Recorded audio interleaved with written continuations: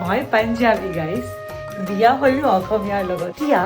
4 বছৰত ধুনীয়াকৈ অসমীয়া শিকিলো নে এতিয়া একদম পাৰফেক্ট বোৱাৰী হৈ গ'ল অসমীয়া বোৱাৰী তো সকলোকে বিহুৰ শুভেচ্ছা জনালো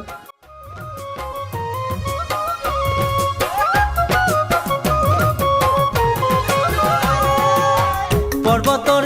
ঢেকীয়া লিহিৰি পতীয়া বতাহত যেনেকৈ হালে ঢোলৰে চাপৰ তোৰে লাহি কঁকাল দুচেও তিনি চেওকৈ ভাগে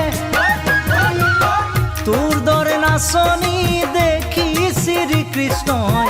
বাঁহী বজাইছিলে চাগে মোৰ মইনা ঐ বাঁহী বজাইছিলে চাগে পৰ্বতৰ ঢেকীয়া লিহিৰি পতীয়া বতাহত যেনেকৈ হালে